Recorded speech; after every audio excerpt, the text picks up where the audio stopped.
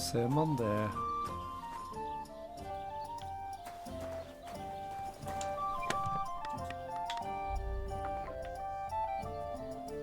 Hive fra meg noe greier da. Jeg kan prøve å drye den der meaten der. Kan jeg legge fra meg en del av disse her. Trenger bare... Nei.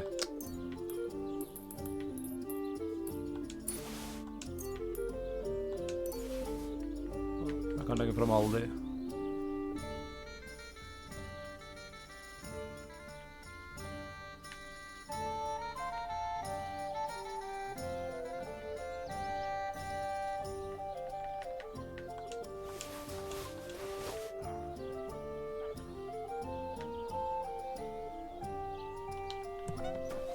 Studere litt. Books. Life. Vent, jeg burde kanskje sette meg ned først. Sånn, Master Studies.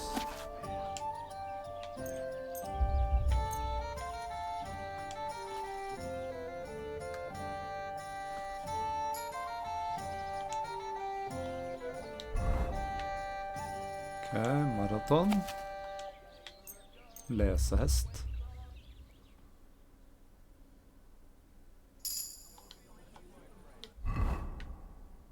Life in Tavern. Lese 3 bøker på en kveld, altså.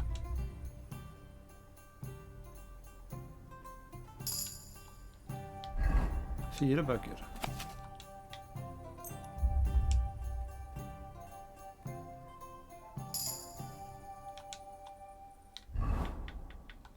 Leser alle. Jeg får ikke lest mer på grunn av sliten.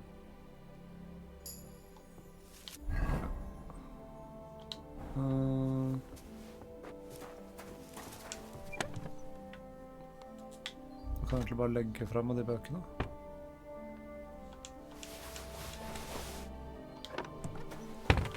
Sove litt.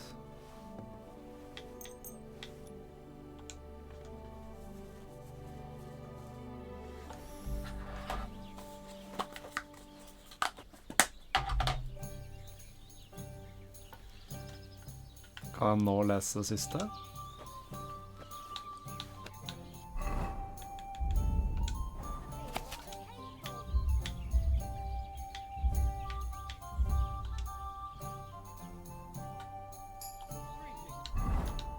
Nice. Kanskje jeg ser om jeg får solgt de der.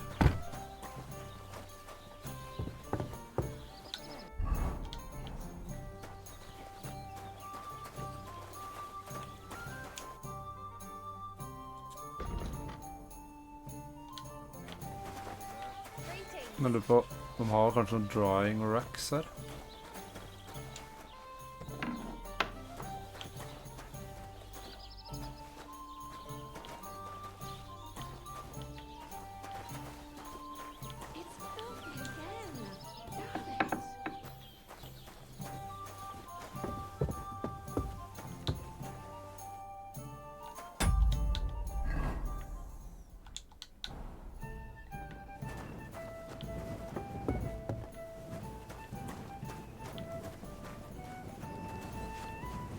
Har de ikke drying racks?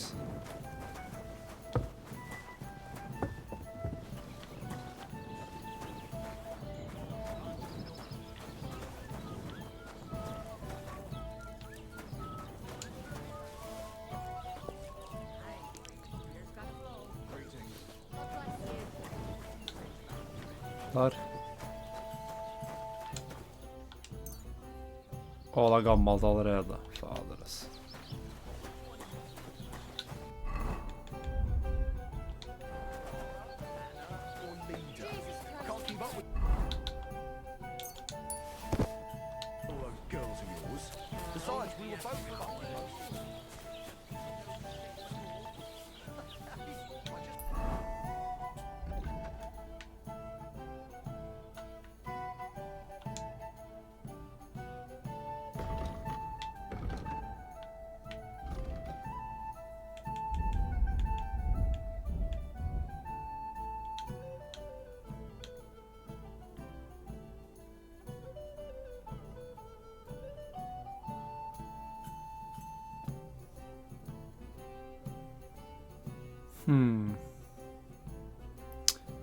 Få dra opp til han her og se om han kan...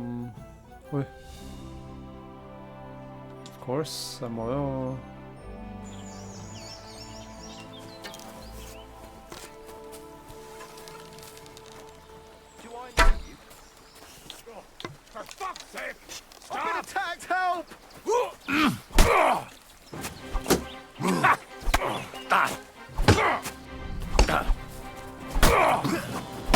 Hey, fuck that!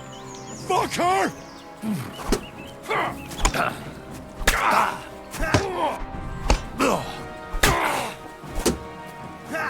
Like it! Come on then!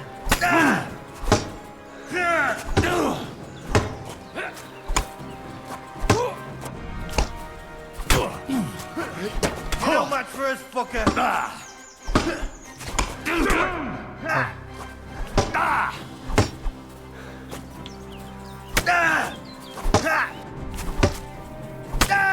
I've been waiting for you. Ja, breaka skylden hans.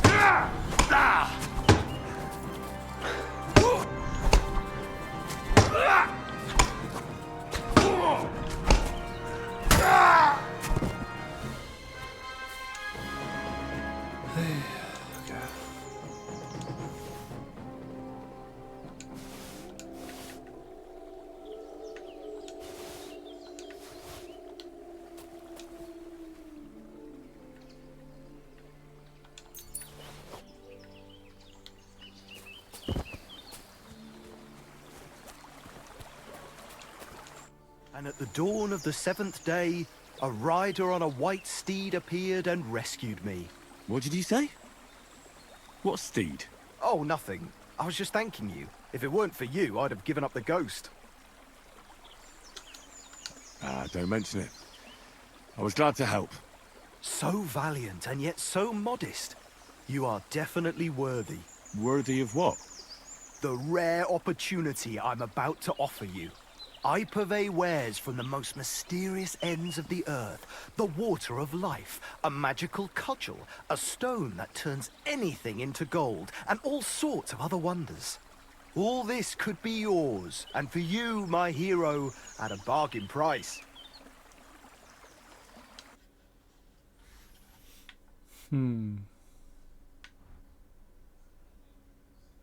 Ja, kanskje jeg kjøper den da.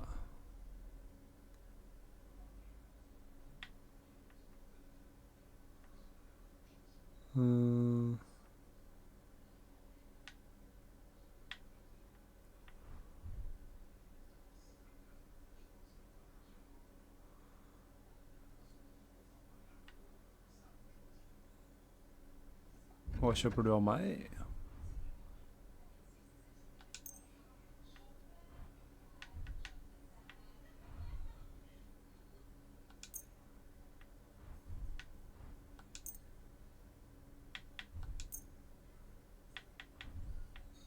Kjøper Gyarados. Tried the rump. I think I'll be going now. You take care.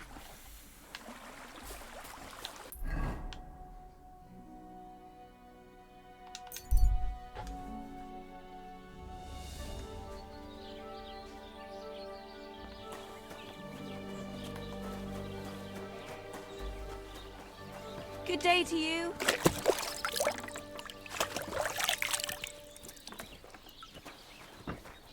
Se om han her kan reparere da. Greetings.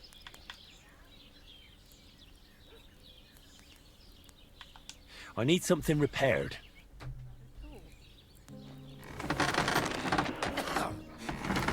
You've been great. Come back anytime.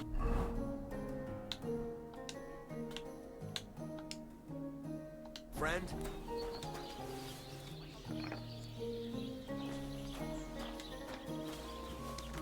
Lurer på om i den der boksen her har jeg da, ja.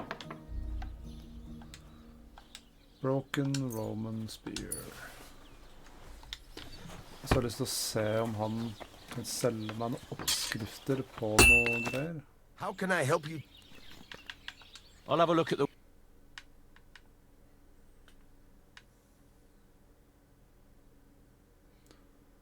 Bearded axe. Oh, well. Men jeg har vel... Kan jeg lage den, egentlig?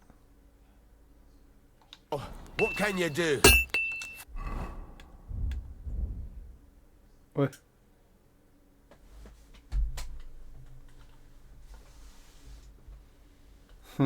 Slash damage 91. Oi.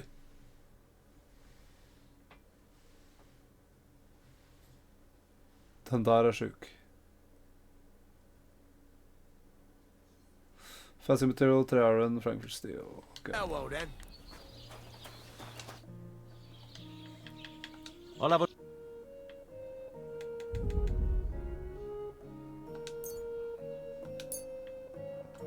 3 iron.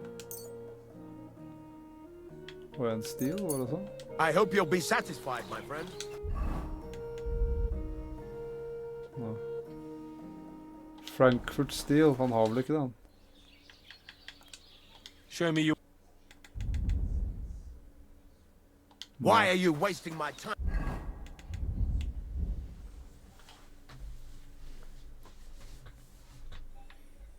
If you don't... Får ta en tur ned hit da, og se om... Oi, hva var det? Find out more about the hermit. Finner litt mer om hermit nå. Stopp.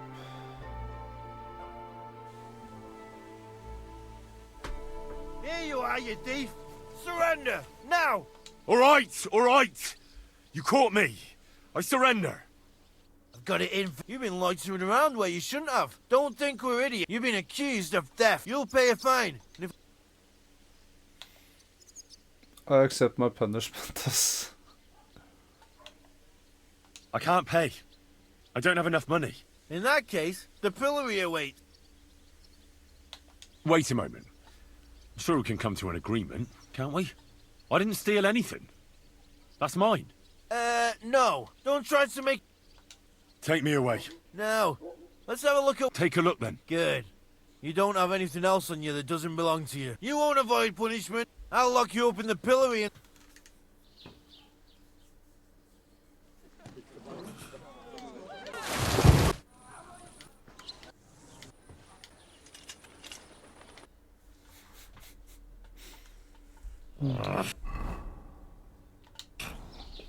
My arms are all sore. Ah, what a disgrace.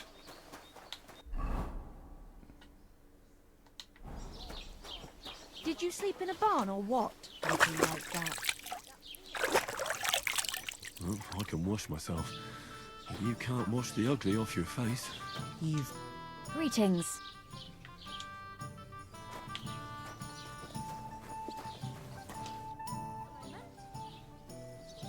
What's the latest news, innkeeper? Nothing much, and I hope it's... I need some advice. You want some advice? Here's some for free. I catch you fighting here again, and I'll spank your bare ass like a brat. Down to business. I don't have all day for you, so what do you want? I promised Radovan the blacksmith I'd go and see Ambrose the hermit in Apollonia. My God, lad, stay away from them rocks. Ambrose the hermit sold his soul to the devil and won't talk to nobody no more. Yeah, I heard that as well. But it seems a bit... far-fetched. So why would an evil spirit suddenly start appearing near Apollonia? It's the devil's work, believe you me. And has anyone sent to the castle for the priest? Not at all. Bailiff Thrush is keeping it quiet so far. 4 strangers came here yesterday. They sat in the corner there, but once they heard about the apparition, they started to take a big interest. What strangers? They looked like monks, only they had daggers concealed under their robes. I saw them clearly. I'm telling you, there's something fishy going on around Ambrose. But I have to speak to him. Didn't you hear what I said? He doesn't speak to nobody. He hides away in his hut and sends everyone away. I'd think long and hard before doing anything if I was you. Because this reeks of hell. There's something else I need to know about this hermit. What do you know about this And what can I get apparition? for you? Stanislav, the herds boy. He comes running into the village that night, all terrified, saying he'd seen a rider from hell in Apollonia. And the very next night, it appeared in the rocks below the road to Tahov. There's this conciliatory stone cross there. And the next day, it was at a funny angle. There's some devilry in it for sure. And it was the herdsboy who saw it by the cross, or someone else? The apothecary's wife, Gerda. Ask her yourself. She's not been herself ever since, poor woman.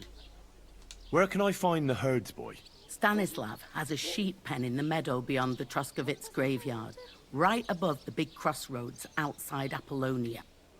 How do I get to the hermit? You're asking for trouble, lad. But all right, if you insist, you go through Apollonia, along the path, below the rocks, till you reach the point where it crosses the stream. And from there, you take the path uphill to the left, leading into the rocks. Who's this hermit fella, anyway? No one knows. He settled in the rocks a few years back. Folk used to go to him for various healing ointments or advice. And what has he got to do with this apparition? Well, he was at death's door recently, bedridden, and then suddenly he's got his health back. Just like that. And he's like a different man since then. He sends everyone who goes to see him packing. Mark my words. He sold his soul to the devil to get better. And the devil sometimes comes here on the prowl for unwary souls. Where did these peculiar monks come from? Hard to say, but they rode in on well-fed horses. Monks on horseback? That's definitely odd. Well, Bashka the Butcher says they came from the bishop about that diabolical apparition. In short, the Inquisition. Ok. Er det noe skill points? Vitality. Thick blood, if you overeat.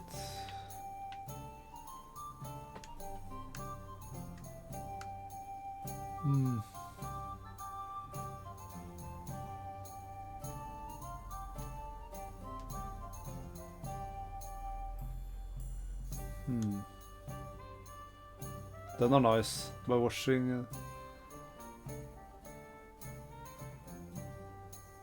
Tar den da. Well dressed. Drinking.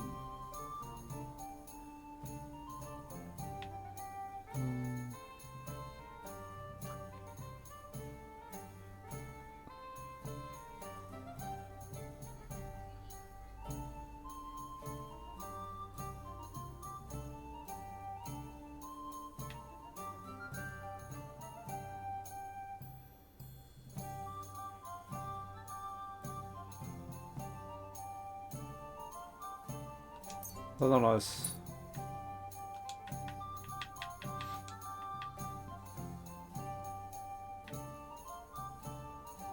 Den er nice. Survival alchemy. Tar denne. Heavy weapons.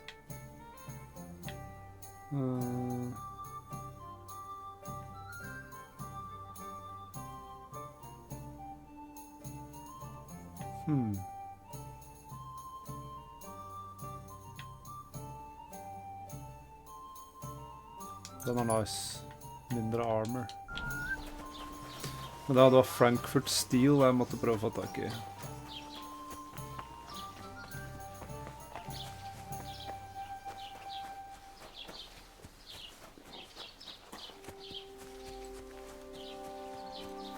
Kanskje han her har noe, vet.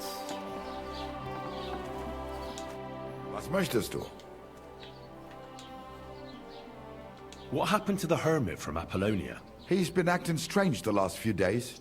Don't bother going there. I hear Ambrose the hermit has some old sword. That's right. But I haven't seen it in his hut for a few years. Most likely he sold it. Do you know anything about that devil? Mother of God. Was wünschst du? Trade. Show me your wares. Please have some Frankfurt Steel. No. Aye, maybe next time. Ok, men da lager jeg bare den andre, vent da. Ok, så jeg må ha et par ting å gjøre her først.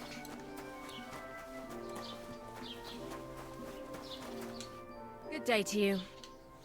I'd like to ask you about something. No, I don't want to talk about it anymore. Go away, please.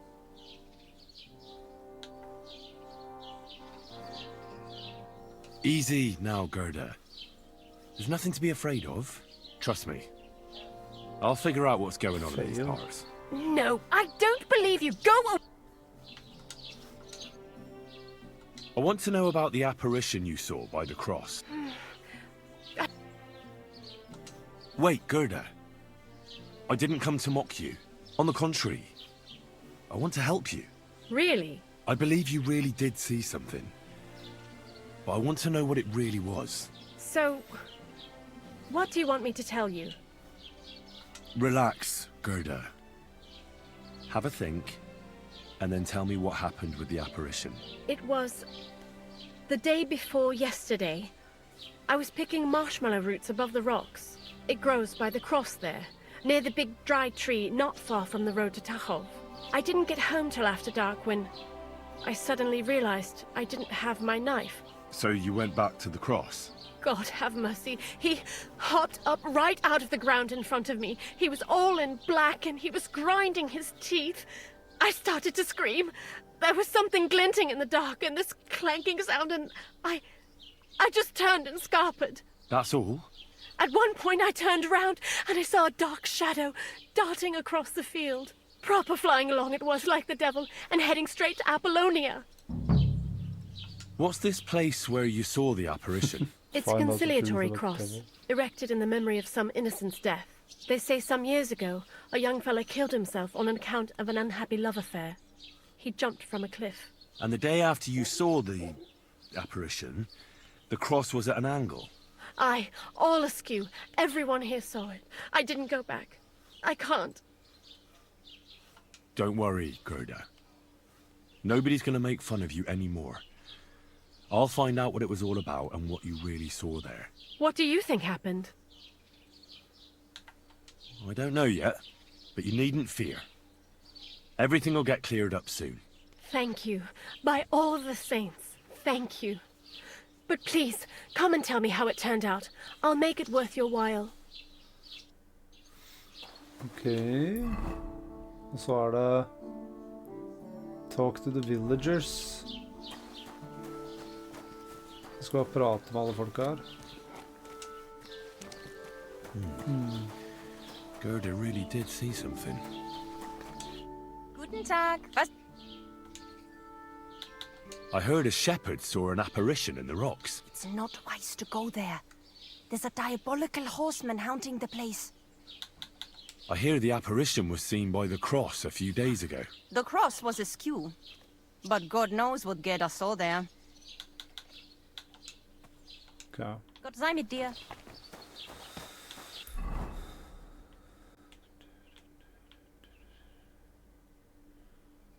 Talk to the witness Stanislav. Investigate the cross. Find out more about the hermit. Ja, først så skal jeg opp og lage meg en ny øks.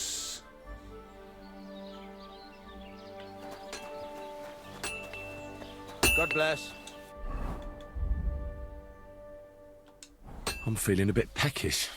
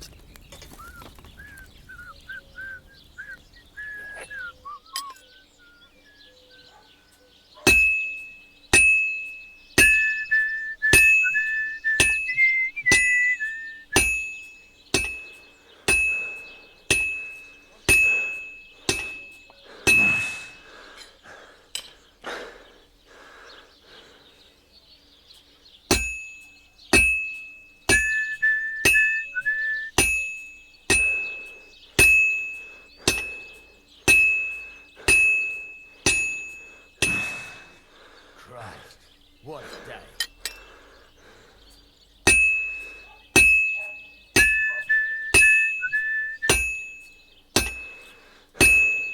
This is going to take a while yet.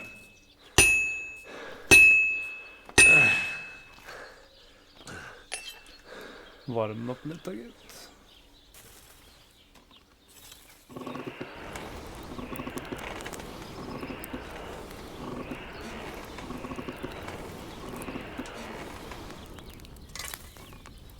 When's the last time I ate something?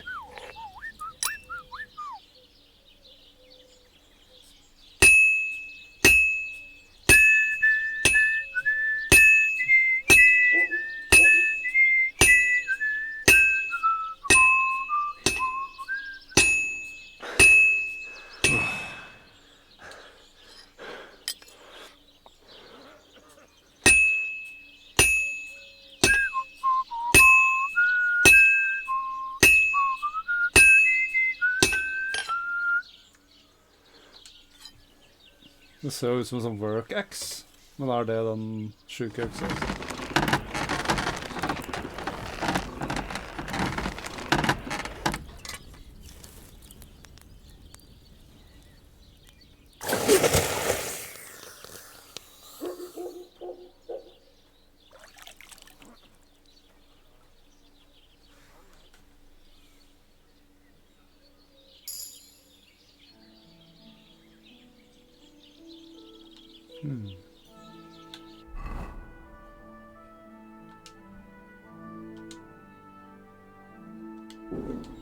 Put that away before you hurt someone.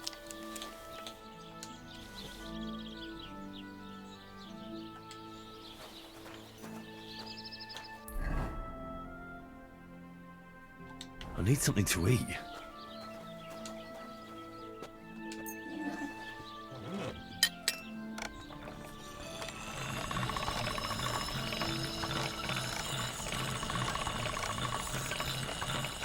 All done.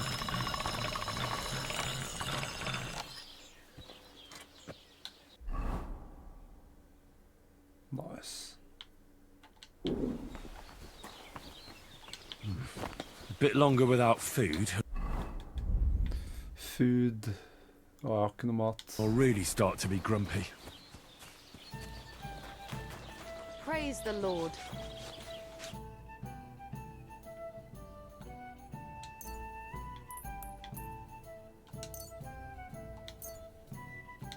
I hope you'll be...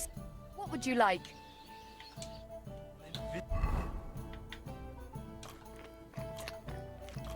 Or something. I'll have a beer.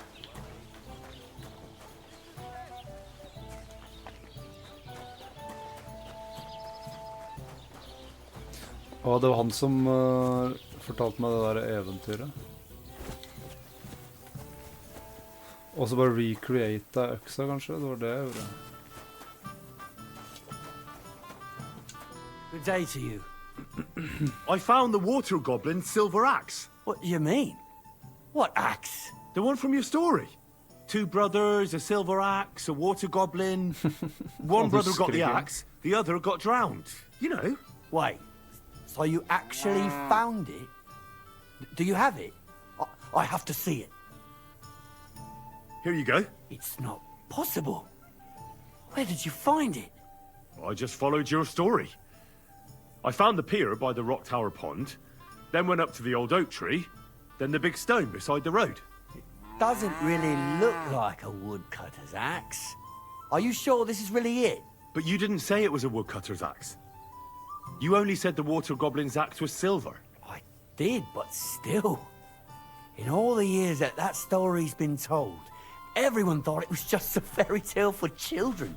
It has 4 different endings nowadays. When Johann and Jaleov tells the tale, it's about 2 sisters, and the water goblin grants one of them a pair of silver slippers. The other sister was jealous, but she didn't bother with the water goblin.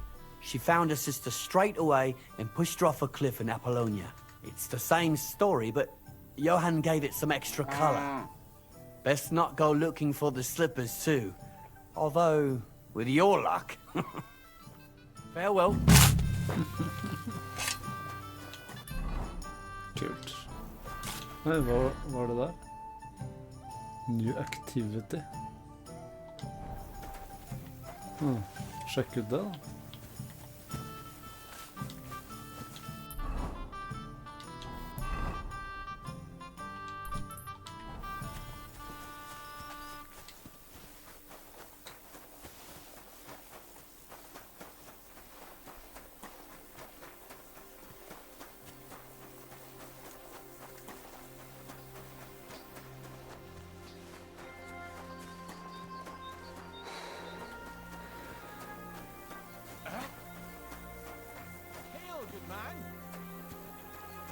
God be with you. And with you. How about taking a break? Rest those legs and try your wits instead. Come on, don't be shy. I won't bite. That's a relief. What were you going to offer me? Curiosity killed the cat. No shame in that, though. They call me Barley. You have a peculiar name. If I were ordinary, well, that's just another way of saying boring. And boring's not for me. So I wander the roads collecting my riddles, and if I meet anyone I find interesting, I'll happily work a riddle on them. A riddle? Very well. Let's hear it. Now, listen carefully. What belongs to you alone, but is used more often by others? Any idea? My name. My name? That's right!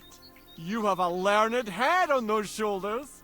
The robes of a priest would suit you better than a sword. They really wouldn't, I assure you. More's the pity. But down to business. I have a proposition for you. You deserve a reward for solving my riddle. Except, you've caught me flat broke. I can give you some of what little I have. Or teach you some of what I know. What'll it be? Teach. I'm always up for learning something new. What can you teach me? I spend my days on the roads and my nights in the taverns. What interests you more? Travels. Tell me about your experience on the road. You can't beat a sturdy pair of shoes and a good supply of wine or ale with you. And keep an eye on the clouds. They can tell you if a big storm is brewing, and whether you'll have time to find some shelter. I'll bear that in mind. And you'll stay dry. Farewell!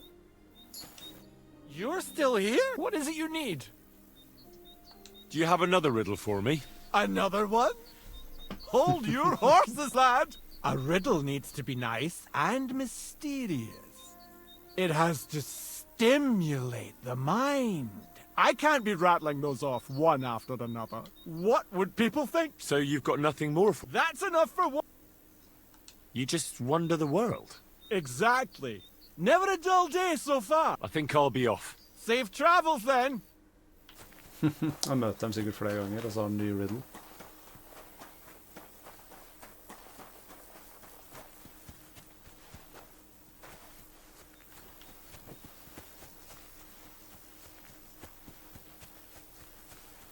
Og jeg drepte jo ikke sauen nå. Han er sikkert sinna. Nei, ulvene med det. Do you remember me? Blimey. You're the idiot who told me I didn't have to worry about the wild beasts, because you killed them all. Like fuck you did. But I did kill them all. This must be a different pack. Aye, right. The beasts grow like mushrooms after rain, don't they? Go and see Smolik in Tachov or Stanislav in Troskowitz. I don't want anything more to do with you. See you soon, my friend.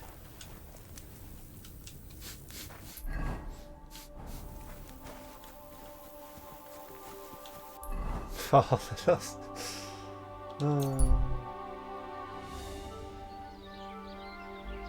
Se om han kjøper den øksa jeg lagde for. Eller først skal jeg se om jeg kan lage en til med det jeg har. Åh, det var det broken axe, ok, ja. God bless. What can I do for... I talked to Betty. And? Nothing yet. It seems there's no talking to this hermit. And Betty didn't help you? Well, not really. It seems she's afraid. Betty? Afraid? And did she mention me? She didn't. Ah, that's all water under the bridge. Betty's a tough woman, you know. Not one you'd want to rub up the wrong way. And if she's afraid, you won't have it easy, lad. Yeah. I'll see what I can do. And get a move on, for fuck's sake. Time's running out. How can I help? Hva er det jeg skulle igjen da? I'll have a look at the... Jo, selge den.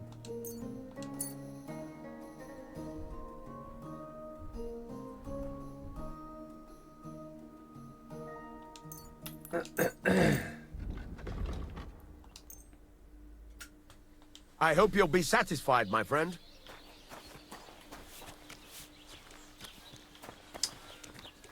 Hvordan ligger han på energy og sånn? Det er good. Vent, da var det health. Ja.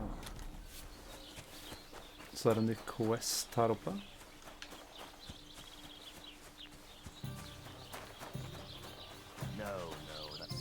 Han.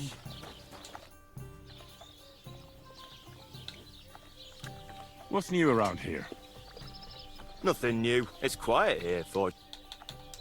What do you have for sale?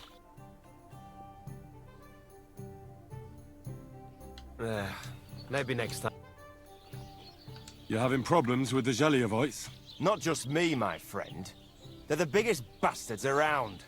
They've been nothing but trouble for years. The winter before last, they piled snow in front of everyone's doors at night, so no one could get out of their house. And last year, they broke into my cellar and pissed in my beer barrel. Gracious. I hope you got your aim back on them. Not yet, no. But since you're here, I've got a plan you could help me out with. I'd pay you well. You can count on that. What exactly would you like me to do? Don't worry. I won't make you do any shoveling or pissing anything. But I'll tell you exactly what I have in mind, only after you promise to help me.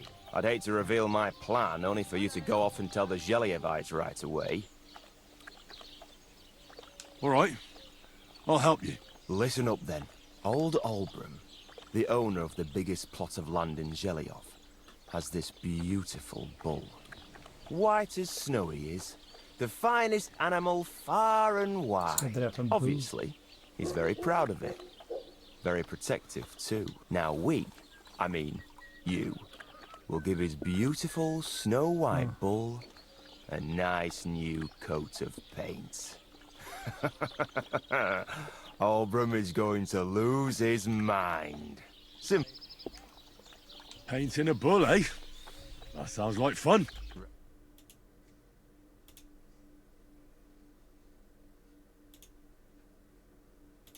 We'll be able to get any here in the village.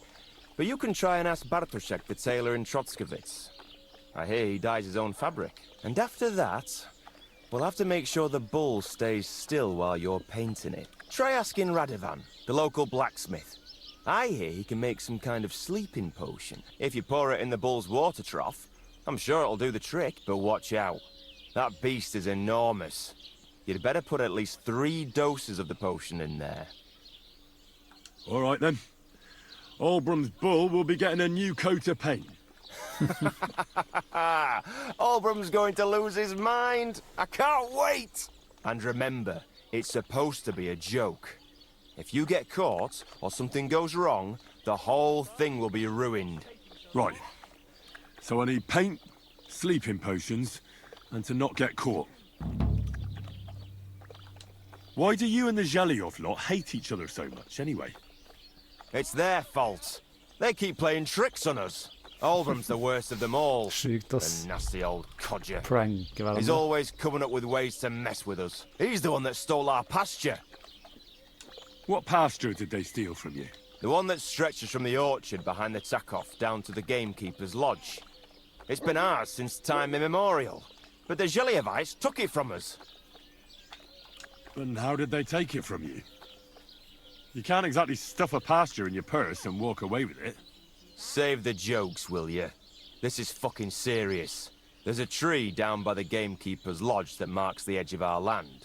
My father, God rest his soul, was there when they agreed on it. He got a proper ass kicking so he'd remember it. And remember it he did. But then fucking Olbram came along, claiming it was the other way around. And that pasture belonged to Jelliov. Well, that's a tough nut to crack. And how did... Say, there's a... but then... Well, can't you all just reach some kind of agreement? Do you think we haven't tried? But there's no talking to the Jelliavite. Year after year we meet in that pasture. I tell it like it was, but Oldbrum always starts spewing his lies. Then we end up arguing until the sun sets, and when the Gelievites are at wit's end, they come at us, and nothing ever gets solved. We managed to convince them to at least give us back half the pasture. But I know the whole bloody thing belongs to us. We can't just leave things like this. Have you tried asking Lord von Burgos for help? Of course, but he'd have none of it. He said it's up to the Trotskovitz bailiff to sort it out, but the bailiff couldn't care less. He said we should deal with Oldbrum ourselves, or he'll have us caned and clapped in the pillory. Can I spend the night here? Not a chance. Oh, well. Now just... Okay. What's this? Aren't those dice sad? Lord be with you. I have a bit of coin again, and I'd like to throw it around. Should we play dice? What game would you like to play?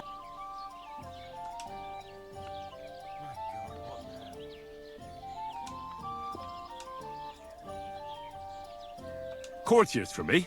Let's play.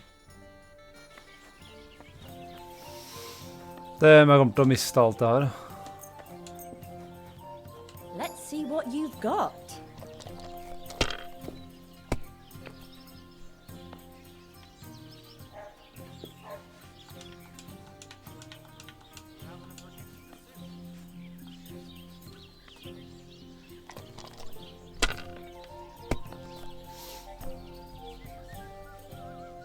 Wow. Done. Ja, det var bare 500. Det er greit.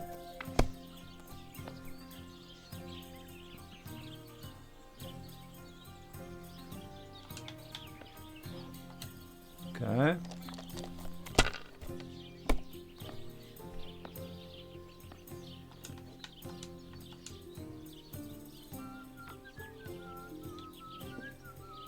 God bless you.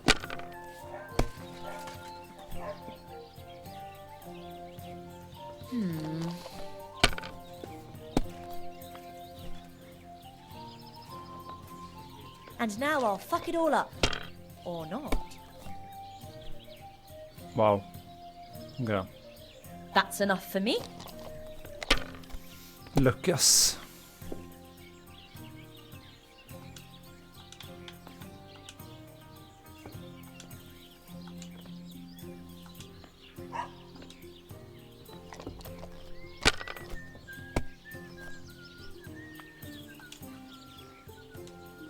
Have you lost your mind?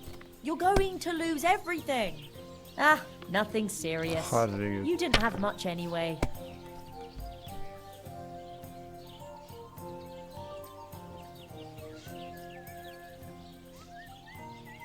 Ja.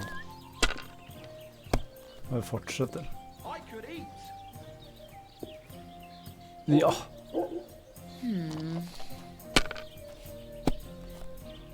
What rotten luck. Jag har missat allt. Det var bra. Det är mass.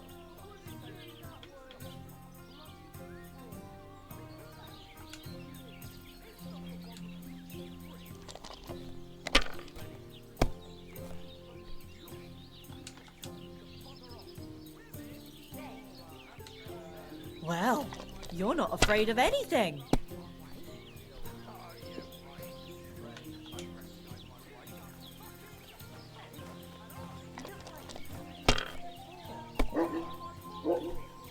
One beer.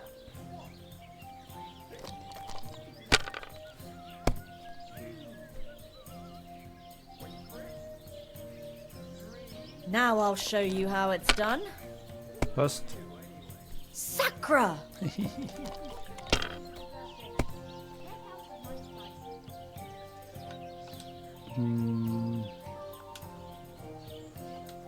Pröva på den. Well, that's not worth mentioning.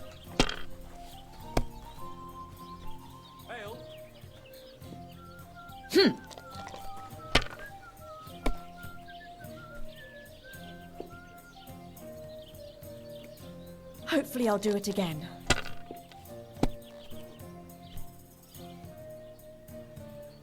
Done. One beer.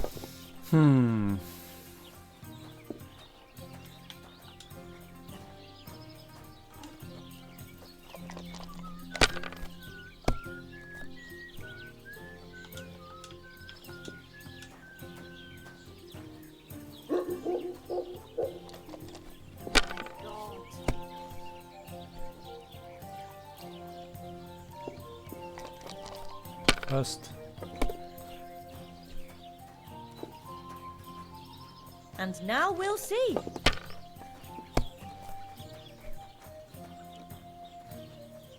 There, that turned out all right. Oh, man. Øst.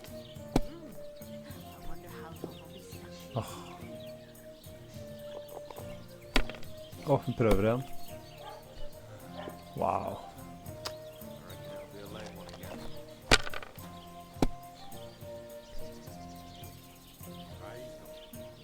That's enough for me.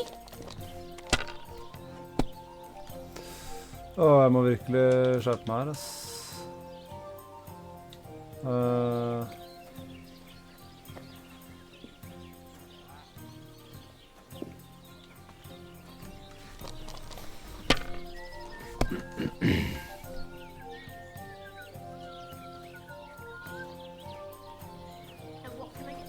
Well, hurrah! Herregud.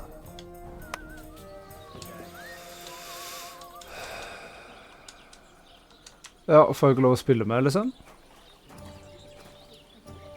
God bless.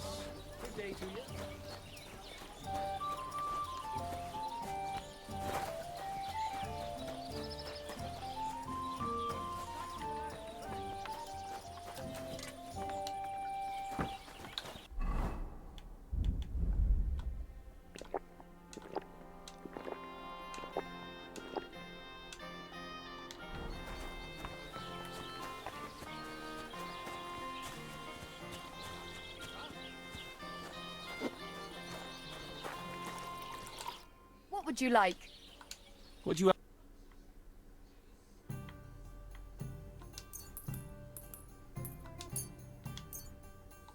I hope you'll be satisfied. Take care.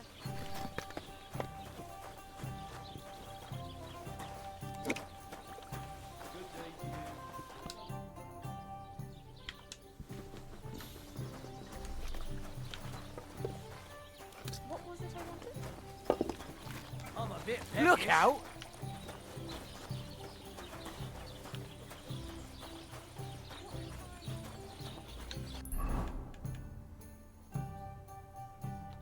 Jeg skal spørre han om hjelp. Ja.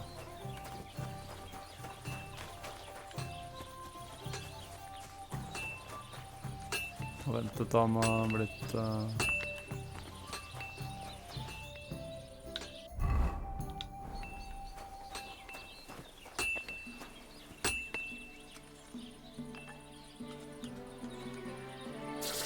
Sånn er det med våpnene mine.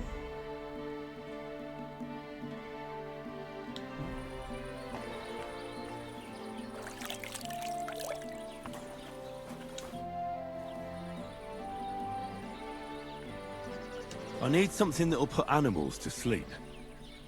Project said you might know something. Did you get tired of blacksmithing and take up farming instead? I just happen to know of something. I used a concoction that will put even a startled mare to sleep in no time. I once accidentally drank some and slept for 3 days. But the recipe is an old blacksmith's secret.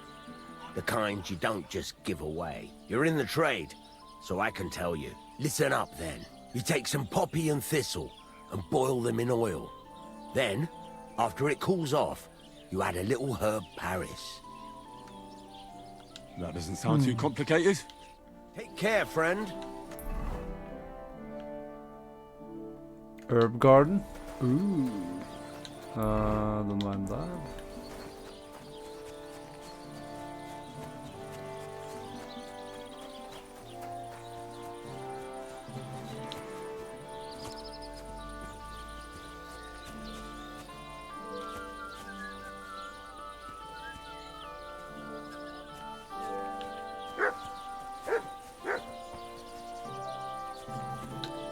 Men hva var det siste der? Potions.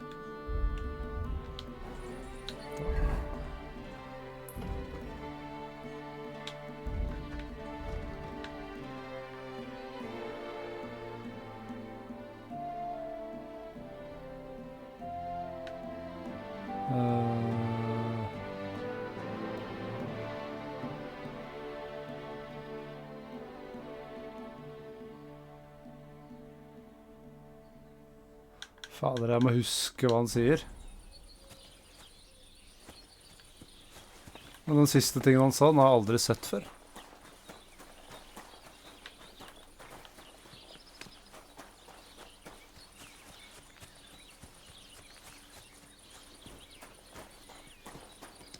The last person I saw this hammered was the priest during Easter. Yeah, if I hadn't run away from the monastery way back when, I could have been a priest too.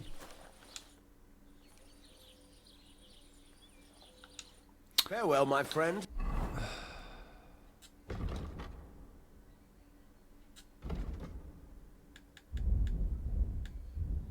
Det der da. Poppy, herb, thistle. Herb Paris.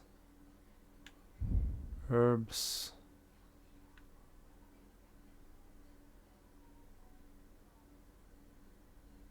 Ok.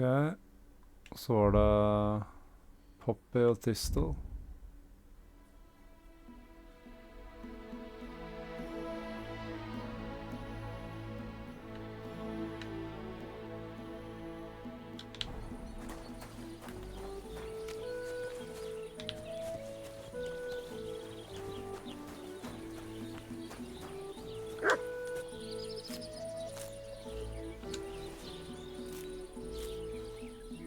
Sånn.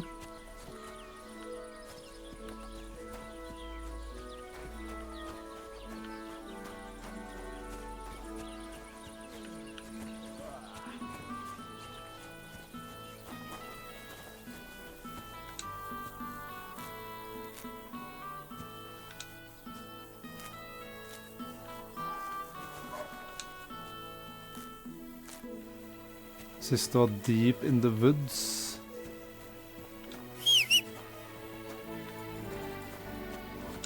Jeg hester litt, da.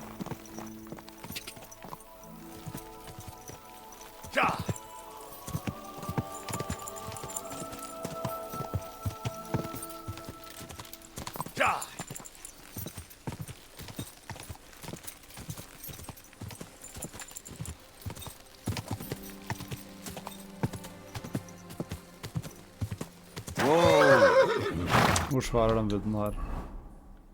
Ok, så jeg bare går deep in the woods.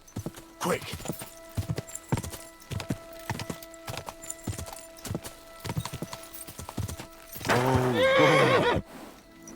Oi, her er en grav.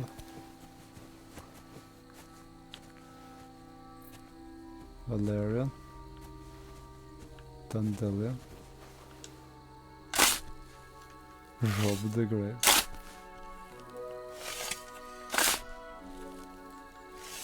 Sweet Virgin Mary. This must have been a pregnant woman.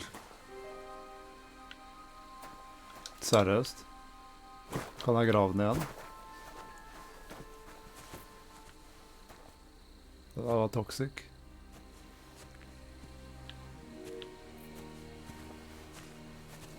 Det var... Herbs.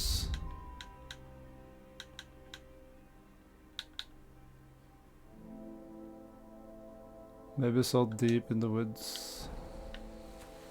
Sier ikke noe mer enn det, liksom.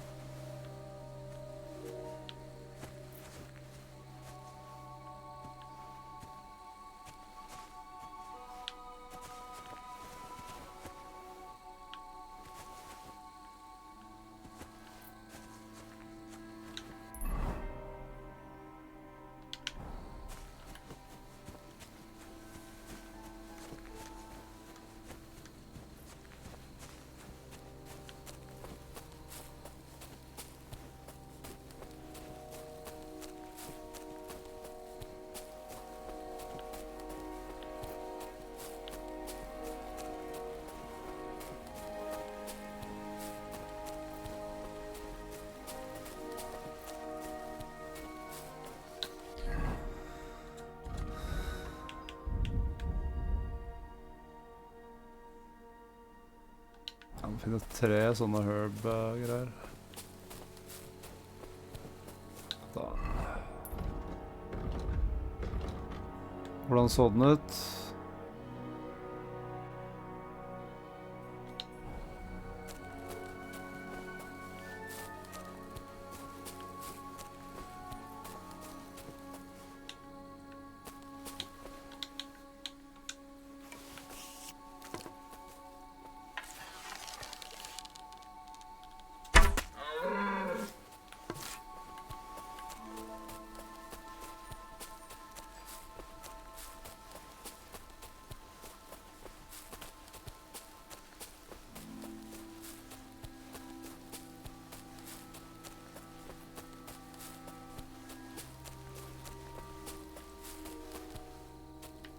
Sage.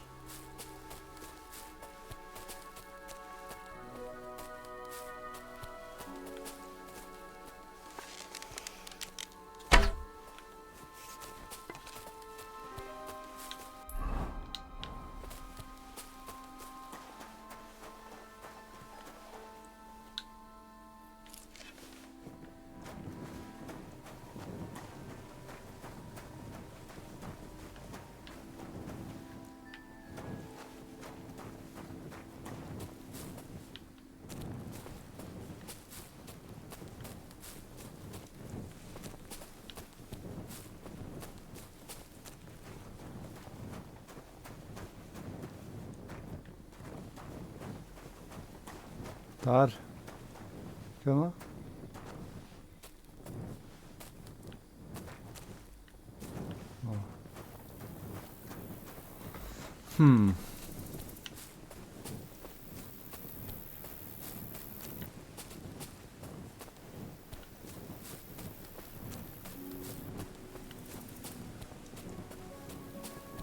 Det er deep in the woods nå, er det ikke det?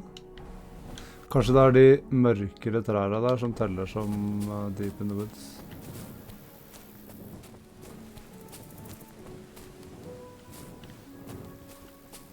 Det hadde make sense.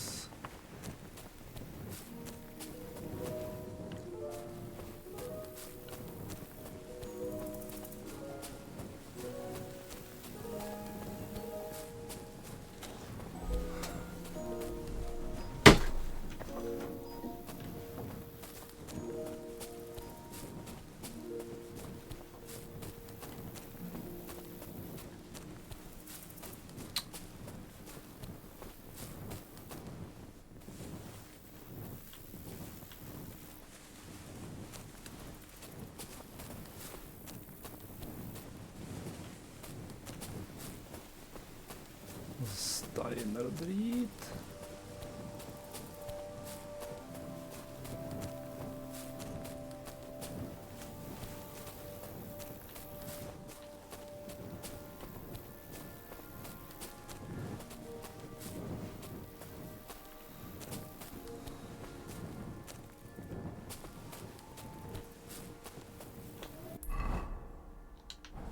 Kan ikke være her, vet du.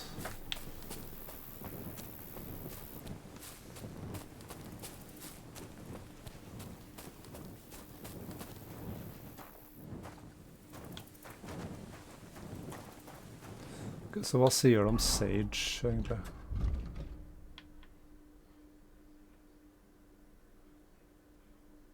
Pastures and hillsides. Så kanskje jeg ikke kan gå der, kanskje jeg må gå et annet sted, men det er jo liksom...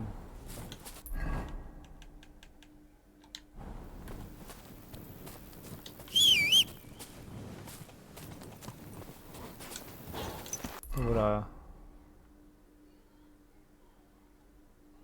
Åh, han er rett her. Jeg kan sove der også.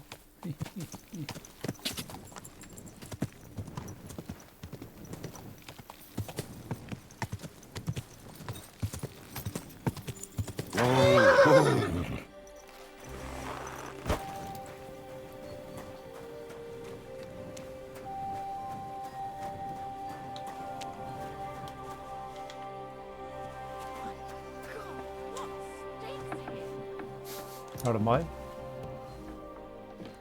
You look like you're as drunk as a lord. Where did you get so wasted? Oh, it's you! Now, I'm sorry that I didn't let you know. I solved your problem. Ah, my drinking problem. No, not that one. I should think not, since I don't have one. I meant the poacher. I dealt with him. I found him and made sure he doesn't poach again. The fella scarpered, and he's never coming back. I'd rather see a noose around his neck. He might have just moved to a different spot. Or maybe you're talking bollocks and you didn't find any poacher. But whatever.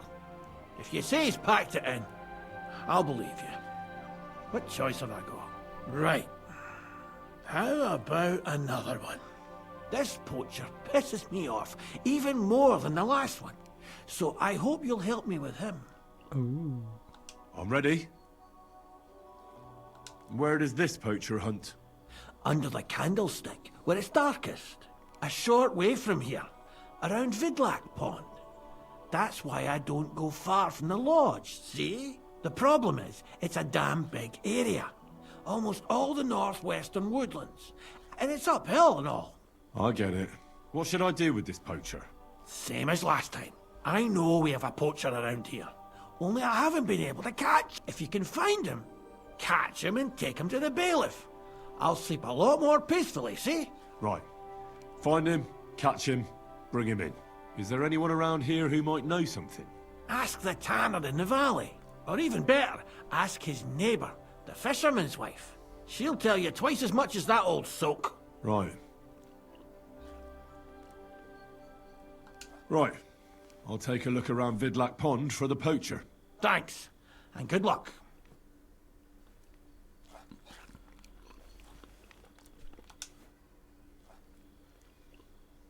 I'm trying to get strings for a loop, and I hear you know all about that. I do, but it ain't so straightforward. You have to sacrifice an animal for that. You mean an altar? Candles, mysterious chanting and stuff? Nah, nothing like that. You just have to get a sheep, find the thinnest gut, and weave strings from it. You can eat the rest. I don't know how to gut animals. Well, you're just gonna have to learn. Run along to the woods and bag a deer, or a few hares, eh?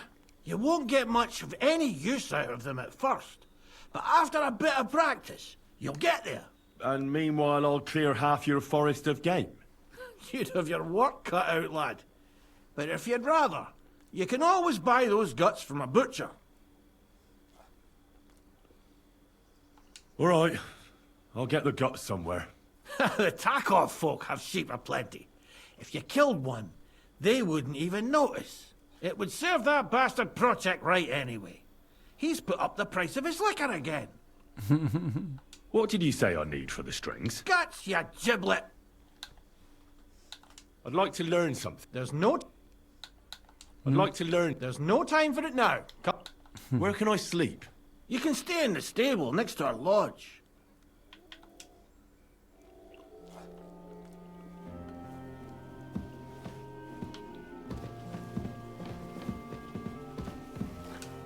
Greetings. Oh, goodness, lad. A bath would do you good. See you later, my friend.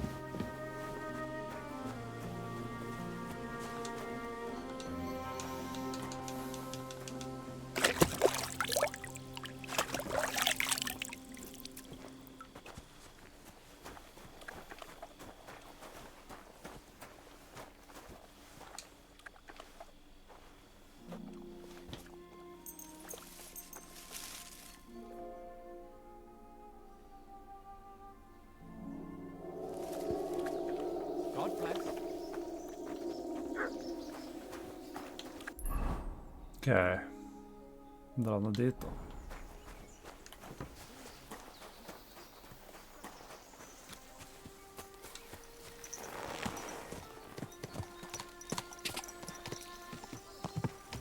Kanskje jeg finner noe av de blomstene på veien, bare randomly.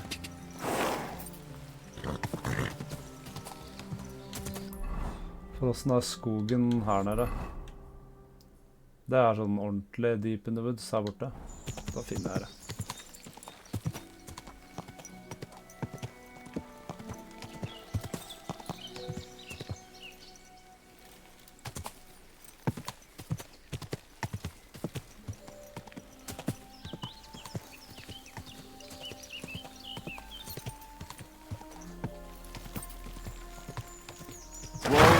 Whoa!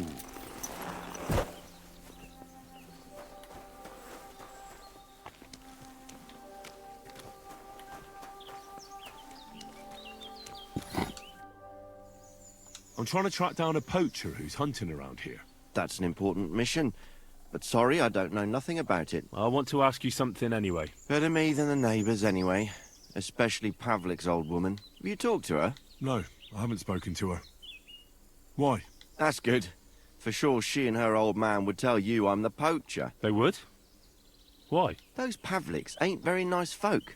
Old Pavlik ain't too bad, but that wife of his, I don't know why, but all of a sudden she thinks I'm the root of all evil. I see. I imagine it's not easy living next to them. Still, I'd like to ask you a few questions anyway. Maybe you know something that could help. As you like.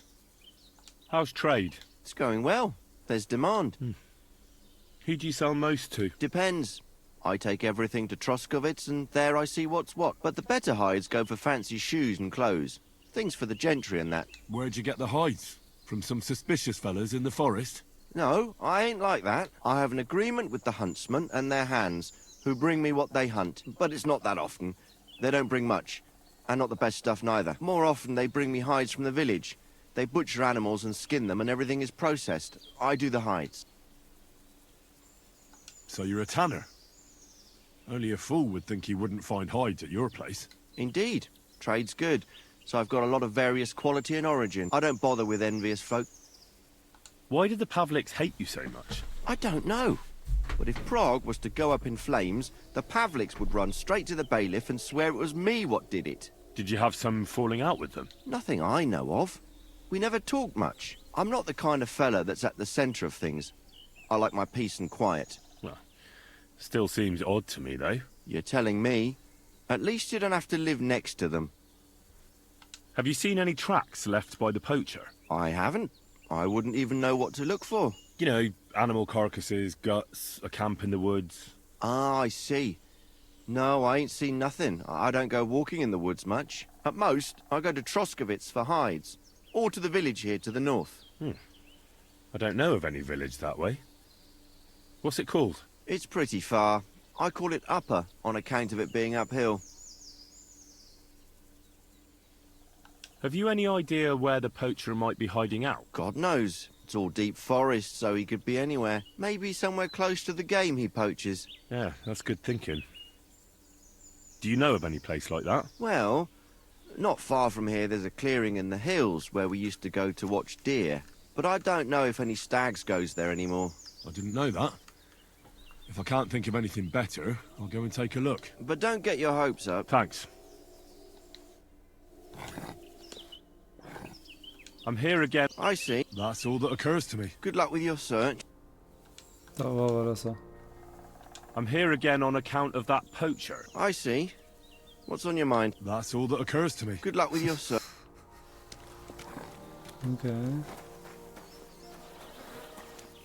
Jeg trenger litt penger, jeg, så jeg tar en liten titt hjemme hos deg, ja.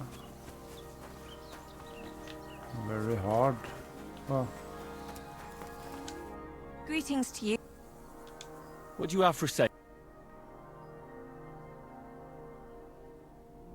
Why are you wasting my time if you don't want anything then? Ok. Jeg hater map å gjøre det der, ass. Talk to the fisherman's wife.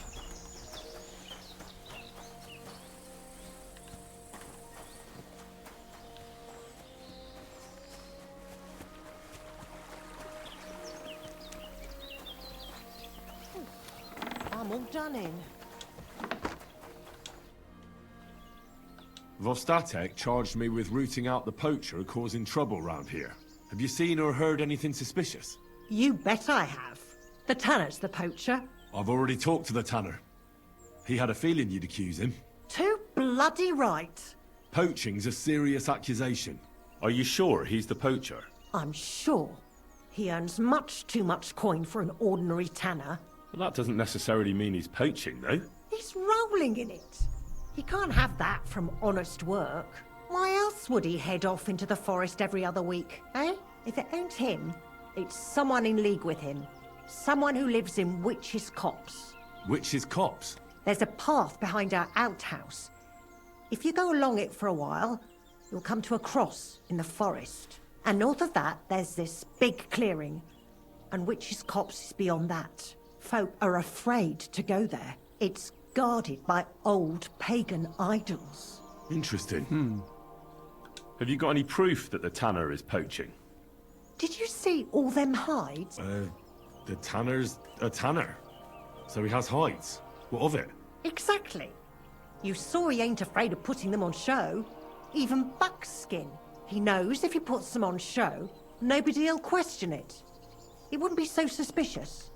But you know what I'd like to know? What's he got hidden in his workshop, eh? Apart from hides. Have you ever seen the tanner poaching with your own 2 eyes? I haven't actually seen him, but I'm quite sure it's him. I just know it. I'll gladly confirm it, even to a judge. I'm afraid that won't be enough when there's no material proof. Where does your hatred for the tanner come from? I beg your pardon? You come here asking questions, and you're impertinent to boot. I was only asking. Keep it to yourself, then. So the tanner does well out of his trade? Does well. He's on the pig's back, and no one ever made that kind of coin out of tanning hides. It'd be a miracle if he wasn't guilty. Or maybe he's just very skilled. Skilled my arse, you numbskull. He's a puffed-up idiot, a botcher, and a bastard. That'll be all. Be sure and check him out, and don't forget he's a crook. Yeah, right. The biggest crook under the sun. He steals anything that's not nailed down. I'm glad we understand each other. Well, farewell. Gæren det der, ass.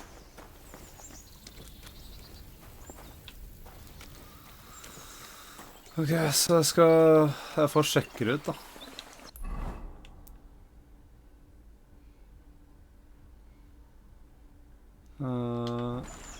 Prøv å stjele keyen hans, og så sjekke ut workshopen, for jeg kan ikke gjøre very hard locks. Det går ikke. I ain't that skilled yet. Så gjemmer jeg meg i buska her imens. Å, det er såpass tidlig, ja. Ja, da stikker jeg og sjekker det, faktisk.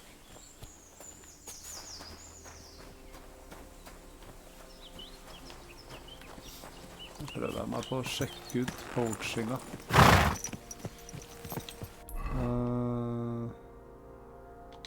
Jeg kan bare følge veien her litt. Få litt av mappet.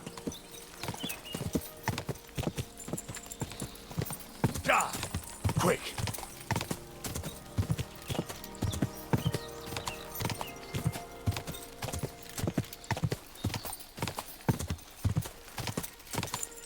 Quick!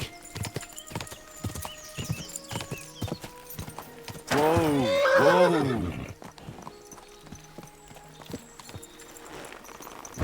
Ja, hvordan går det? Det går bra her, ass. Middelaldermanden. Jeg skal følge veien her helt opp, ass. Sjekke ut.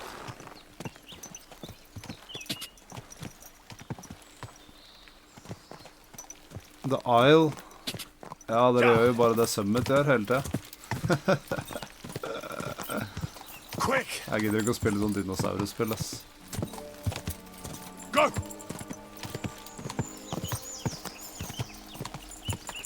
Jeg så litt på Summit i stad. Nei, i stad, sier jeg. Her om dagen. I går eller noe.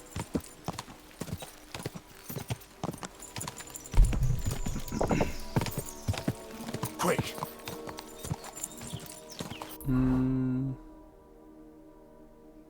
Ja, får sjekke ut. Jeg leter etter en sånn der poacher som driver og... Det er ikke lov å drepe dyr, vet du.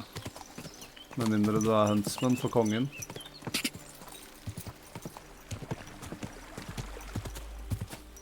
Og det er capital crime. Det betyr at du blir hengt hvis du blir tatt.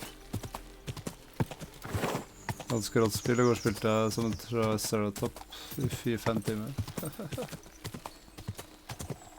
Ja. Ja, jeg så på det litt. Det virket ikke som noe for meg, ass.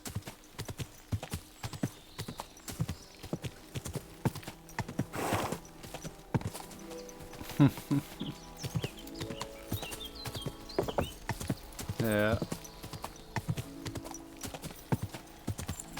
Jeg aner ikke... Jeg er ikke sånn dinosaurus-nerd, ass. Det eneste jeg vet er T-Rex og Velociraptor, liksom. That's it.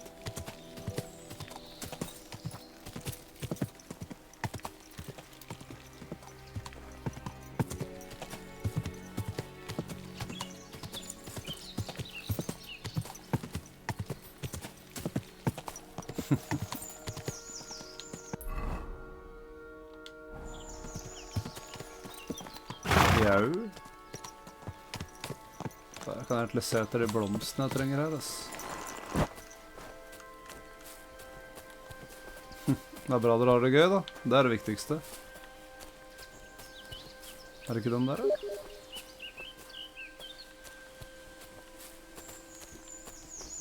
Nei.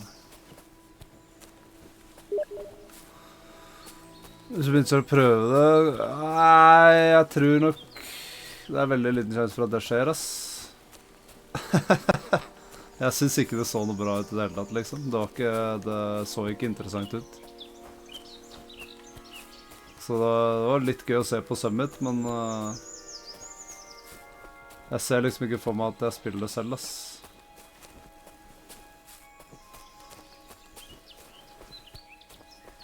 Jeg har begynt å spille litt Enshrouded. Det nye området er faen meg sjukt, ass. Men jeg er på sånn middelalder spree. I shouldn't leave now.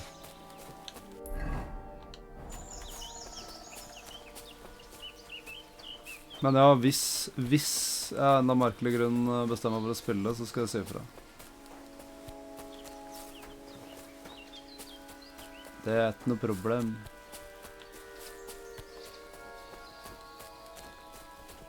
Det spillet her, derimot, det er et av de beste spillene jeg noen gang har spilt, ass. Lager en liten Mountain Blade, ja. Jeg vet ikke, ass, de har gitt opp helt Mountain Blade 2, da. De har ikke oppdatert noe nevneverdig på 100 år. Men ja, jeg håper de kom treeren, hadde vært helt sykt. Mountain Blade er heftige greier, ass. De trenger bare co-op, eller sånn at du kan spille sammen i samme realm som du kan ha hver din her, eller bare at du kan være companions, liksom. En er leader og en er companion, eller to er companion, eller whatever. Det hadde vært heftig, ass.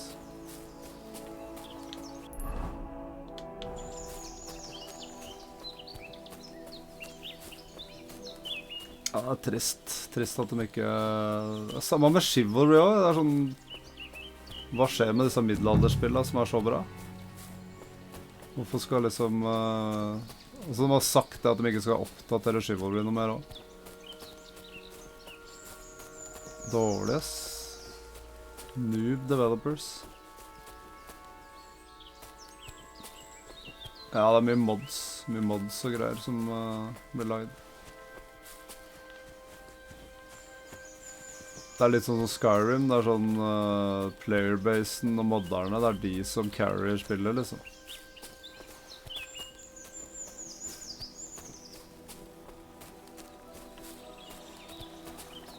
Faen, jeg finner ingen av de blomstene jeg skal. Det er liksom, det står at de er deep in the woods, og jeg er deep in the woods nå, liksom.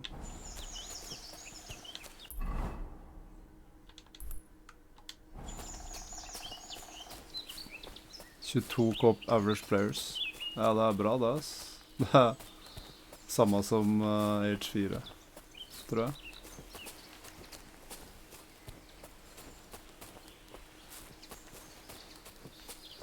Ja. Bare må ha mods for å spille, ass.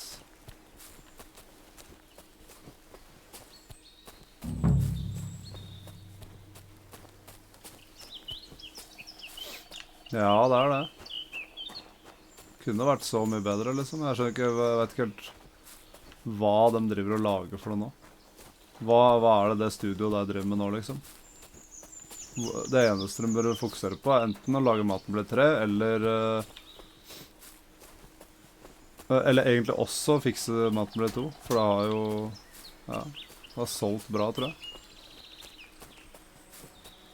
Selv om det er 22 000 som spiller det, så er det mange flere som har det, ass.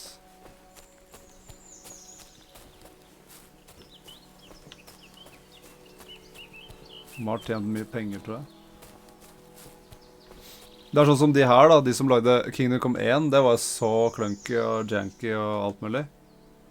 Og så kommer toeren, som er så polert og bra. Det er sånt studio som virkelig har satt penger der de skal, liksom. De har jobbet hardt for å lage det spillet her. og fortsette på serien. Ja, jeg synes det er et av de beste spillene jeg noen gang har spilt. Hands down, liksom. Here's another camp, and I bet that fella can tell me something about it.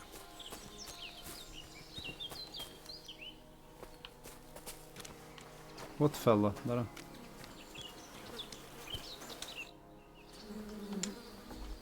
Nice camp. All these hides and gutted deer. Eh? Fucking hell! Gamekeeper Vostatek has been looking for you. What does he want? The garlic I harvest here? He wants us to go and see the Troskovitz bailiff together. I ain't going. I'd rather croak out here in the forest. So keep your distance. The nice way, the hard way. Ok, jeg skal være nice. Eller nei. You don't seem to The understand hard who way. you're talking to. You're really starting to piss me off. You're gonna listen to what I tell you. Are you yanking my pizzle? You think I'm afraid of you? We're going to see the bailiff. Bollocks to that. I warned you, and I'm going to kill you. Jeg skal ta med bare Go to hands. hell! Han dro ikke fram øksa, eller? Ok, der er greit. Christ, I'm hit! Hvorfor gjør jeg det hele tiden? Oi, faen.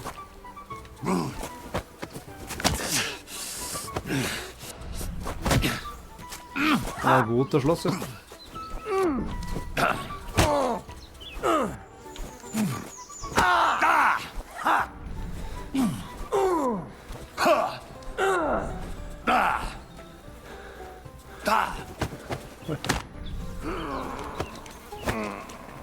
Faen, det har aldri vært borte de movesa der før, ass.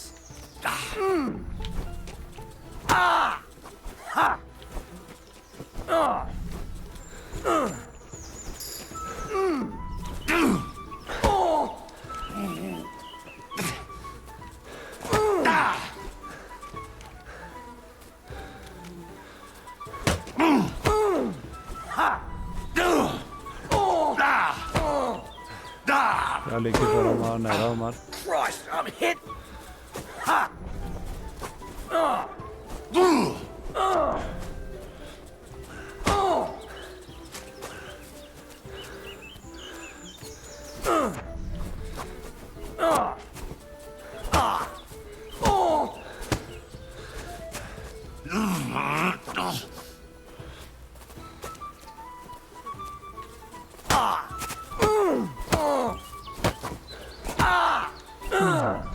Han er hard, ass. Han er verre enn de jeg fighter i sånn... Oi, ok. Han prøvde å ta livet av meg, liksom. Med klubba. Og feig, ass.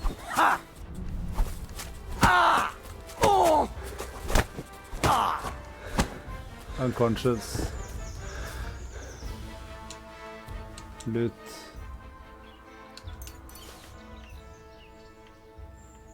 Se han, da.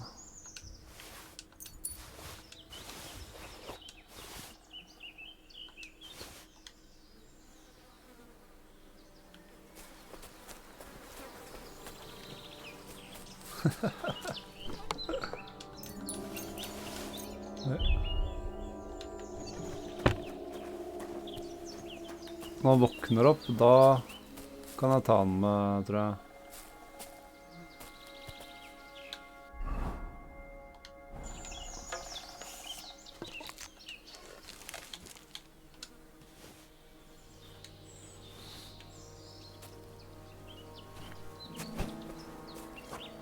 Jeg lurer på, kan jeg ta han på hesten?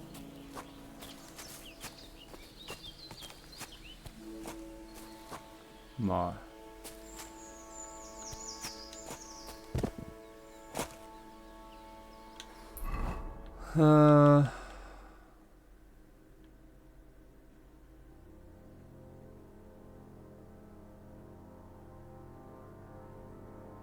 Så hva skal jeg gjøre?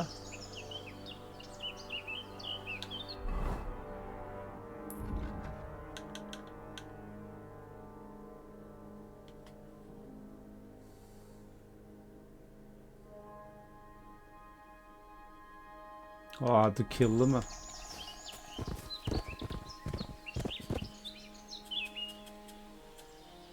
Ja, men jeg får ikke lov å drepe den.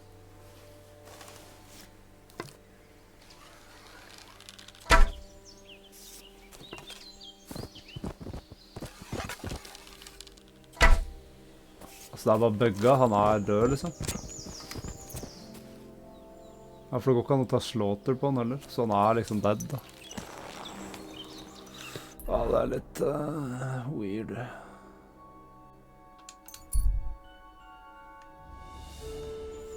Jeg hadde lyst til å ta den med til bailiffen, jeg. Men da hadde den jo bare blitt hengt uansett, så. I wouldn't want that there. Go! Ka! Go!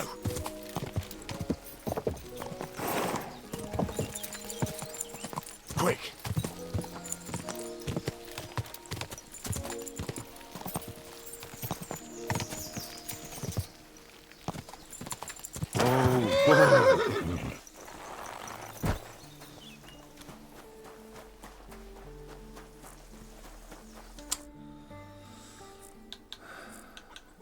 What did you say I need for the strings? Gotcha, giblet! Men da er det her som ga meg den oppgaven da, hvorfor kan ikke jeg får jeg ingenting for det? What the hell? Bugga møkka quest. Han er der enda liksom.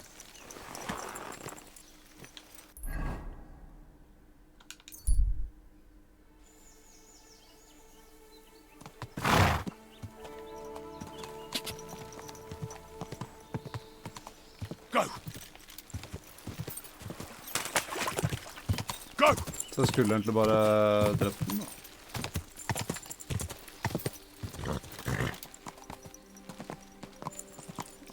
Nå må jeg vente til han våkner. Quick! Ka!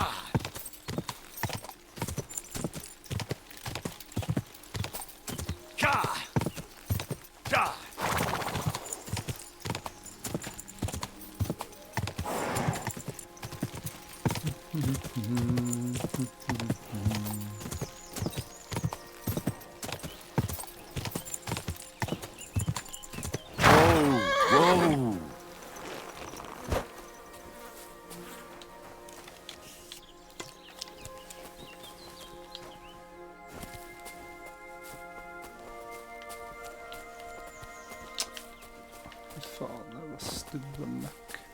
So you have a weapon. Big deal. Hvorfor får jeg ikke... You were starting to scare me. Right, let's go straight to the bailiff. And don't even think about trying anything. Ow! Damn it! I'll be lucky if I can even make it there. Well, you've no one to blame but yourself. Move!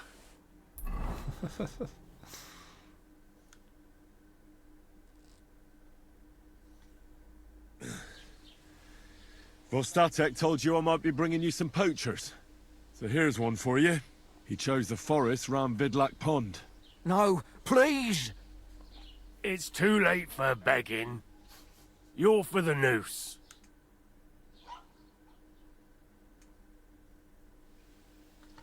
Damn. Scum. What the... Ah, ja.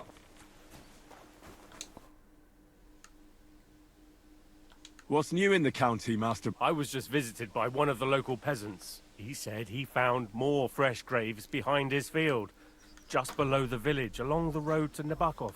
What do you mean, more? You sound like this isn't the first time. That we found someone buried here? Don't even ask. I've been digging up, and that's a... That sounds interesting.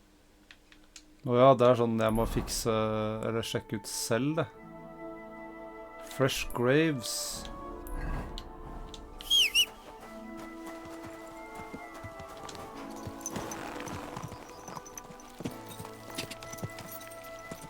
Man får til og med se han blir hengt, liksom. Eller se etter han har blitt hengt.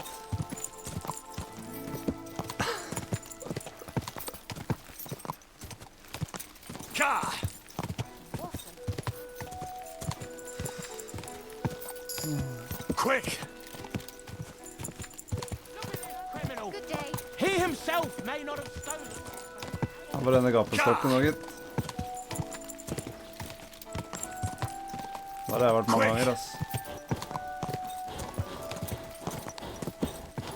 Quick! Just a bit further. Jeg er snart på å hive meg av.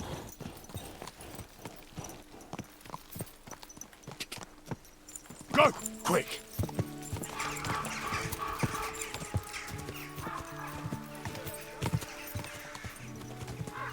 Å, der er han, ja. Riddle Man.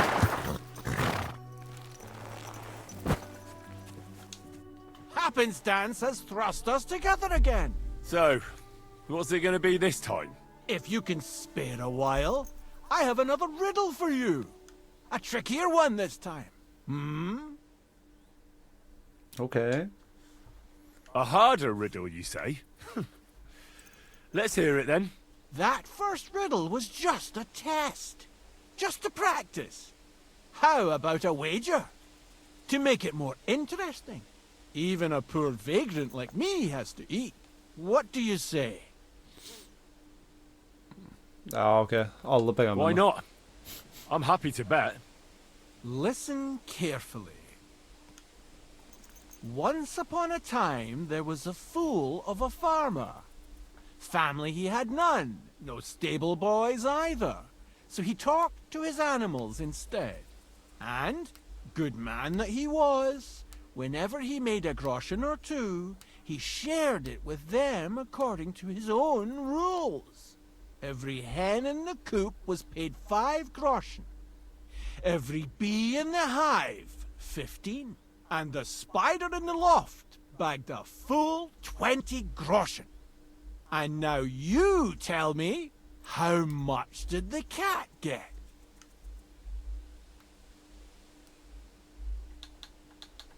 Tell me the riddle again.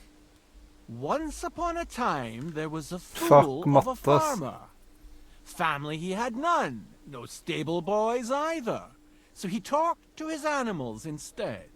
Og det er 5, Good man that he 15, was, 25. whenever he made a groschen or two, he shared it with them according to his own rules.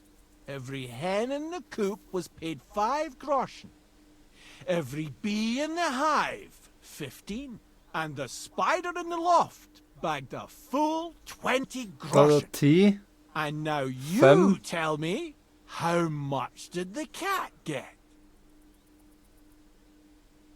10, 5.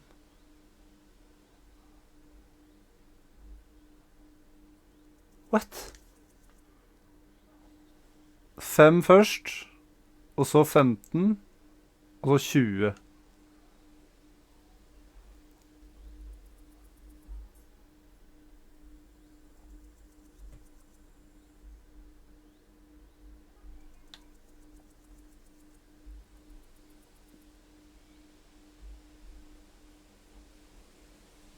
Og vent da, 5, 10 groschen da. 10 groschen. Exactly! 2.5 groschen for each leg. What happened to the farmer in the end? They never said. What? But I reckon he went to the dogs. Jeg telte bare at You det have just the manglet, 2 legs, to be sure. at det var 5 But you guessed right. groschen mellom hver, You earned og så your wager manglet det 10 I can for å give være you 5 my mellom stake on top. første og Or I can andre. tell you a bit Det var sånn about jeg my tenkte, life as a ikke hvordan mange vagabond. How bein about de hadde.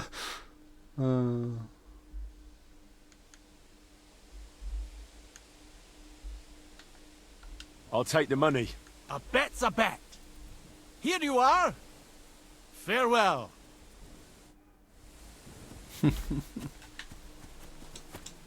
Is there anything else you want to know? Tell me where you're from. Ah, right. You're the nosy one. I'm sort of from everywhere. And where did your journey begin? Believe it or not, in Prague. Do you really just wander the world? No fixed abode? I do. Always walking, sometimes hobbling, occasionally having a sit or a lie down, even the odd tumble. But so far, I've always managed to get back up. I think I'll be off. God be... Gæren type, ass. Ja, Graven er rett bort der.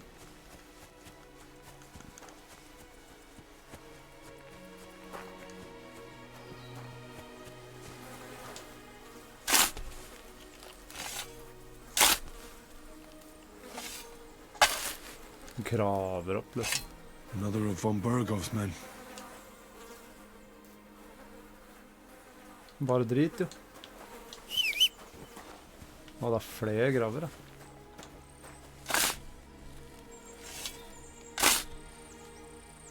En fyr forteller at det er masse graver her borte, og bare første gjør er å stikke bort og grave opp lika, liksom. But this one has a cross.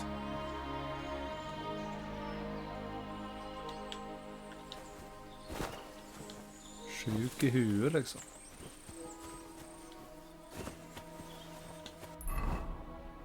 Ja, de hadde bare dritt.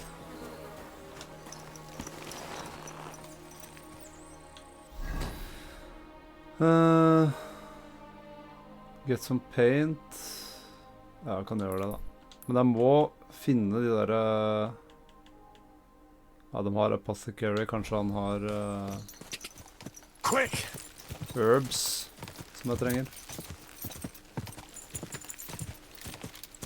Go!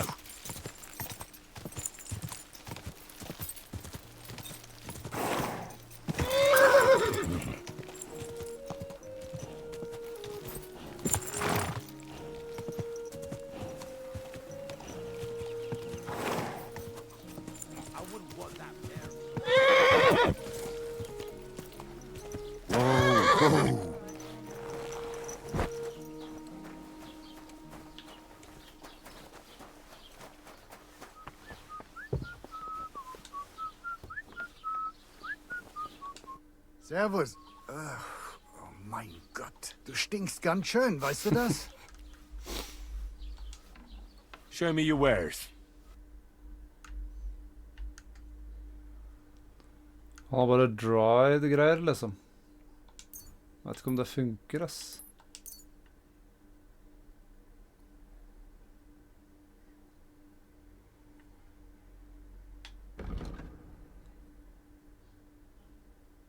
Jeg lurer på om det der kanskje... Ah, nei, det har jeg ikke råd til. Glem det.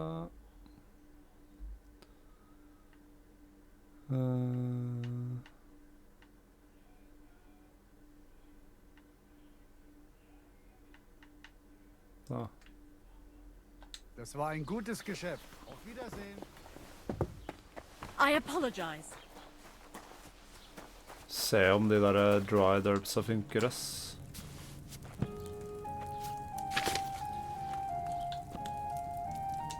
Ja. Det er ikke verst.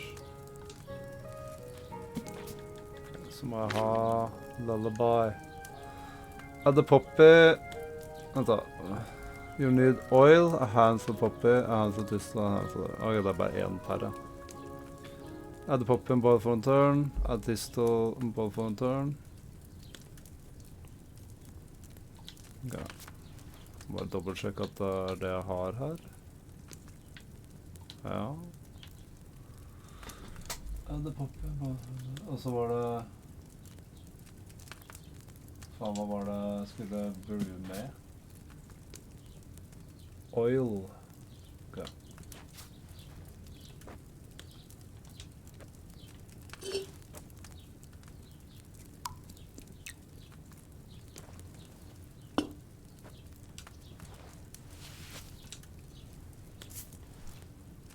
So boil for one turn.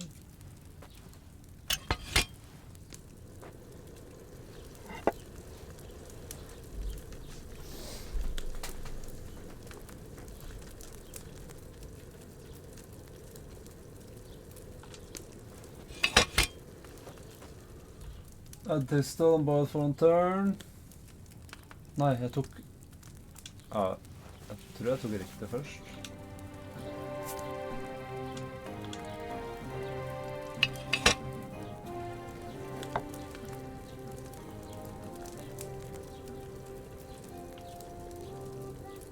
Grinder, Paris, Kan jeg til et kål? Oi.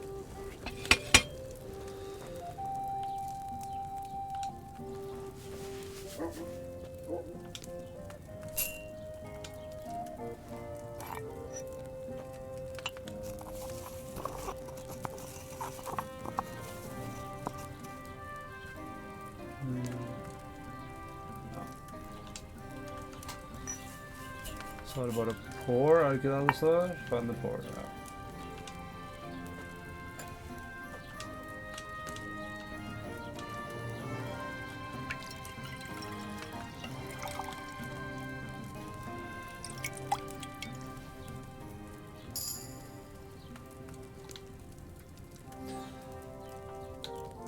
Men jeg har jo nok til litt mer, så jeg bare lager en til, da. Eller 2 til. Så kan jeg selge dem. Eller bruke dem på banditter. Nå er en poppy, en tist og en til.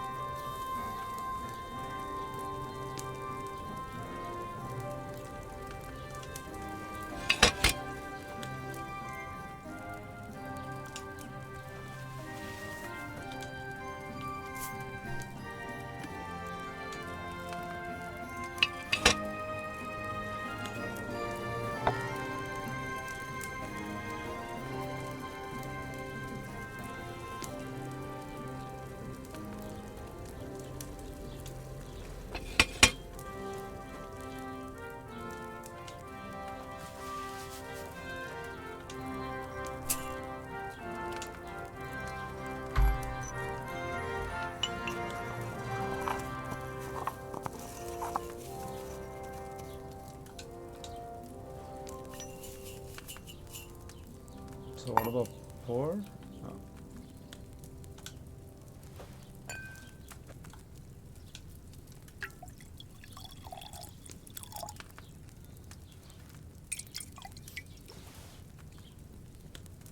Ok, en til da. Boom, boom, boom. Oil. Poppy. Pistol.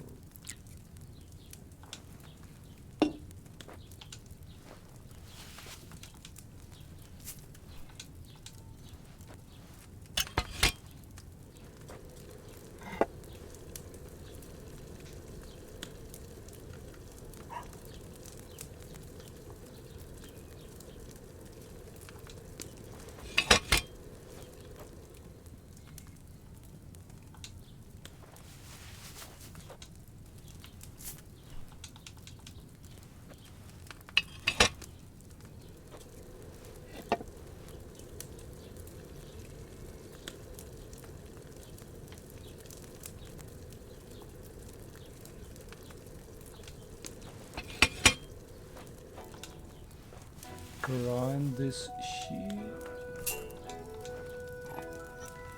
Herb Master, ass.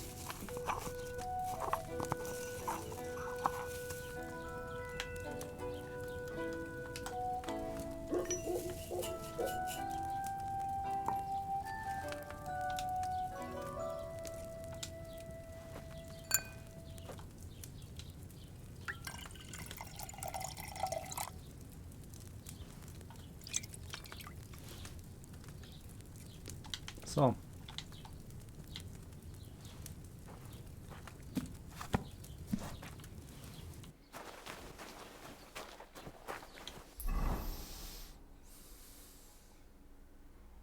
Ja, jeg tror jeg snakket om at jeg kunne skaffe sånne sauetarmer hos butcheren, I stedet for å slakte en Did you sau. sleep in a barn? Was machst?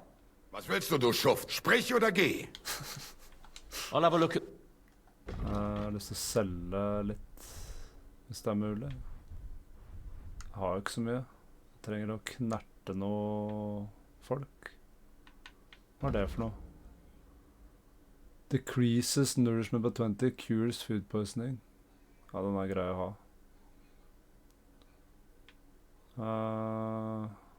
Increase horsemanship by Hamaster For a quarter of a day, animals will take less notice of you. Ja, det nice til hunting.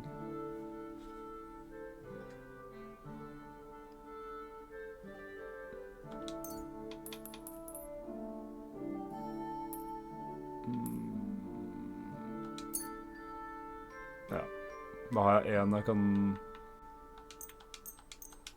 bruke senere. Hvis jeg møter noen banditter. Du wirst sicher zufrieden sein. Spennende, 374.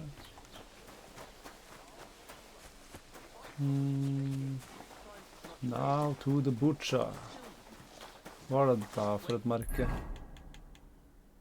Dog. Å, det er bikkja mi, ja.